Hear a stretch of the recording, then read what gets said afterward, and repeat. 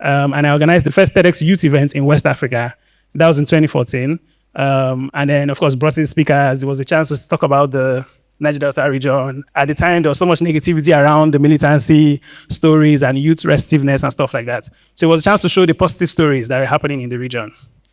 And then a year after that, I co-founded the World Economic Forum Global Shapers community here in Port Harcourt. And then I got invited to South Africa for the first time, traveled in a plane for the first time in my life in 2015, right? And then was invited to come speak at WEF about the media. Because they're like, how did you use your mobile phone to interview all of these people like Malala Yousafzai, Amina Mohammed, all these folks. And so I had the panel, I was on the panel talking about that. And then was there at WEF. And then the next year I then went to Geneva, was invited by the UN to come talk about the SDGs projects we were doing here in Port Harcourt. So all of these things, I'm telling you the story because all of these things gave me like the confidence for when we then began what we call the Reform IELTS campaign. Now, the idea behind the Reform IELTS campaign is that we are an English-speaking country. We study English for now is 12-4, before it was 63-4. So we study English for almost 18 years. And why do we still need to prove when we want to go for study opportunities abroad or even like migrate abroad, why do we have to prove to the UK or the US government that we can speak English? It felt absurd to me. Personally, I always avoided any scholarship program or anything that asked for an English test. But I then applied to one school, unknowingly that they were also an IELTS school, and they asked me for the IELTS exam. And I got really angry because I just completed a program at Harvard Kennedy School 3 months before that time. And I'm like, if I could complete the program and we're having this email exchange in English, how come you still need me to prove that I can speak English to you? And I have to pay some exorbitant amount that is more than twice my minimum wage, and the result for that exam would expire in 2 years. So I thought it was ridiculous. And so I spoke out against it, took it to Twitter. It trended a couple of days on Twitter, and then the school was forced to change their policy. But that was just one school. And the problem was a lot more systemic than that because there are hundreds of thousands of schools all over the world that still ask Nigerians and English-speaking Africans to write English tests. So I thought that was okay. I said, okay, cool. Maybe we should start a campaign about this because that one victory was great. It felt nice, but I knew that was just scratching the tip of the iceberg. Mind you, my great-grandfather, Pa Samson, some people might know him in River State, used to be an interpreter for the colonial masters. So back in the day, even before English was taught, I still don't know how he was able to figure out, interpreting English to broken English for people to understand. And he was instrumental in translating the Bible from the English language to our Kana language, because I'm from Ogoni, so to our Kana language. And so I always knew that, and I always thought that if, that in the older generation, they had people that were that smart, and technology has advanced for so many years. Why should it be in my generation that you should still be asking us to do stuff like that? So move on to the next slide. So I'm going to talk about like 5 things I think you should. So if you want to think about digital diplomacy, digital campaign, you don't have to go out to protest anywhere, but you want to just use your phone, your internet to start a campaign against an institution, on any issue and win. There are 5 things that we actually learned through the process. The first one is to understand the problem. Everyone knew that it was an English test thing, but we started to dig a bit more further and found that the UK government actually makes $90 million from English tests every year. We're like, really? $90.7 million. And that the UK, despite colonizing us, has a list called the Majority English-Speaking Country List, which actually lists countries that UK believes are English-speaking. The map there shows you the countries, the ones shaded in dark. Australia, there's Malta up there somewhere, there are some countries in South America, no country in Africa. I was like, what? I was like, what does this mean? You colonized us, change all our systems to English. The reason why we study English in school is because of the fact that we're colonized by the British government. So I was like, no, this doesn't make any sense. Maybe let's ask and find out why. So I sent an email. In fact, actually, it was today when I was putting the slides together, I found out that John Best was also part of the group of people that joined us when we emailed the Home Secretary in 2021, asking, we've done our research, we've discovered this thing for that. We said, dear Madam Home Secretary, why should Nigerians and English-speaking Africans write English proficiency tests? And so they didn't reply. Next slide. I think it took 3 months. They just ignored us. We went on social media.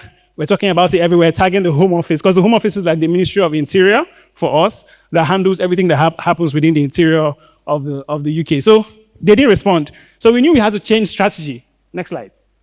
And in change of strategy, we knew that we couldn't protest because this was 2021, this was post-NSAS. And following everything that happened in Lagos during the NSAS issue, we knew that if young people came out to protest, there was so much like pent-up anger, things could go out of hand, we wouldn't be able to control people, who knows, it might get violent.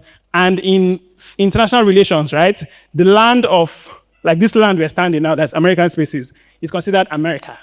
Right? So we're standing in America. So if you go to protest against the UK government, and you're standing in the UK and protesting against the UK, it causes a lot of like foreign relations issues. There's so many things that are going to happen. So we said, okay, the best way would be a petition. It's easy, it's safer, doesn't put anybody in harm's way, but we can rally enough support and get the media to jump on it. And that's actually what we did. I know my time is almost fast spent. We got over 80,000 people to sign the petition. This was through WhatsApp, through social media, sending via emails to groups and institutions to help us push that.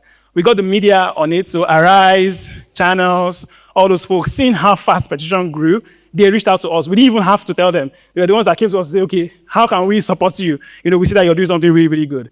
And all of that happened really fast. We also wrote a policy brief. And the policy brief is basically, so I put a link there so you can check it out when he shares the slides.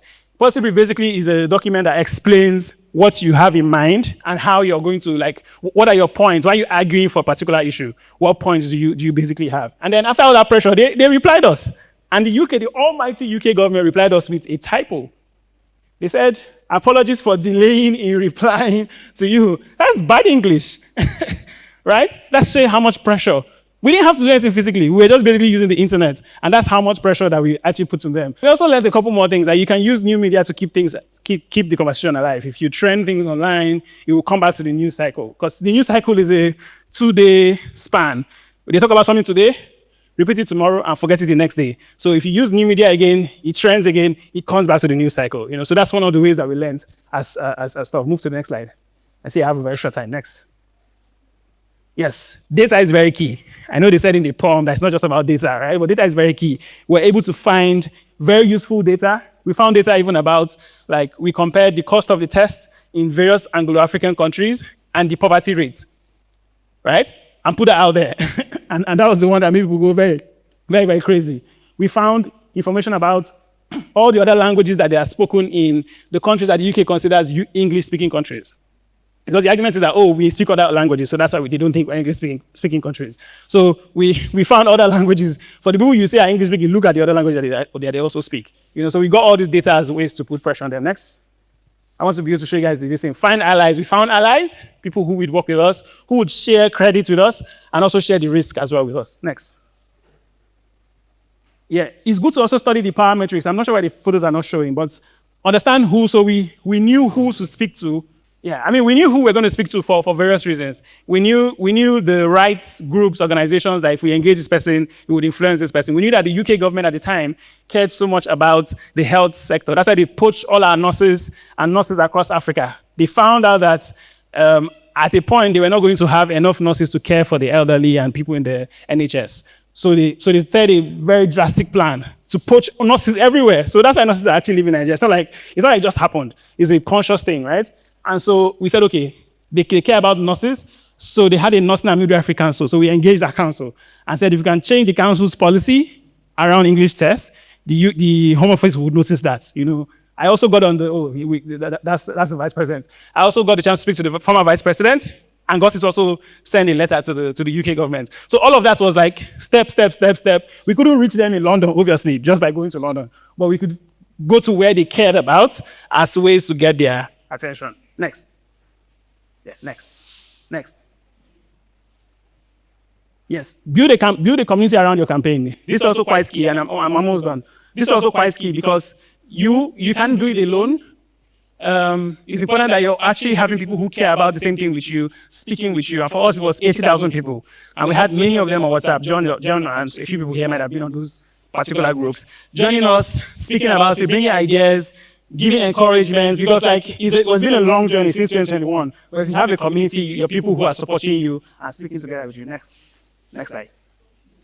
Yes, we got the community involved as well. We created a letter template that English-speaking Africans all around the world who are schooling in various schools can take that template and write to the admissions offices and say, And from here, this campaign, I share with this campaign, and I want to find out why, we are made to write this particular test. And because the schools know them, it's easier for that kind of engagement versus that's like a random group in Port Harcourt writing to somebody in Wales or, Australia. It was a very tough thing. But with that, it became easier for us to make a lot more wins. You'll see the wins now. I'm going to close with that next slide. I'm going to close with that now. Yeah, next. So, because of, as a result of the campaign, the reason why we still write English tests is because after all of the policy debates with the UK Home Office, they came down to the point that the only way we can be exempted is if we can prove that 51% of our population speaks English. And the only proof they want, we actually proved it. We got data from JAMB, WAEC. Over the past 5 years in WAEC, our students have gotten 5 million English credits over the past 5 years. That's a lot of that. That shows English skill, right? We got a lot of data from all over the world, but they said they only want census data. Nigeria hasn't had a census in 19 years, which is a big shame for all of us. I think that as diplomats here, that's something we should advocate for. But we've not had a census in 19 years, so we didn't have any data to show and prove to them. Meanwhile, while I was doing on next slide, so I can wrap up, I see she's coming close to me. We now start to engage universities, right? And say, okay, since we can't change UK government stand, perhaps we can go to the universities and change their own stand. And so we've changed now 37 universities around the world who have now officially announced that they've, taken off that requirements for Nigerians, Ghanaians, Kenyans, Zimbabweans, etc. Anyone who speaks English and has studied English in their home country doesn't have to write English tests to come to their university. It doesn't seem like a very big deal, but from where we were when we actually started, it was zero when we started, Yeah, next. Yeah, and Ghana have joined the campaign. Now there's a Ghanaian member of parliament that joined us. India, Pakistan had also joined the campaign. They're also advocating because they're also colonized by the British as well, and they also think they can also lead something like that. So yeah, because of our time, I'm going to stop so she don't stop feeling bad. But yeah, that's an example of how you can start something non-violently, because we have a member of security forces here. I'm sure he advocates for non-violent way of moving things. Non-violently, but you can actually make a lot of change using the internet. Yeah, thanks.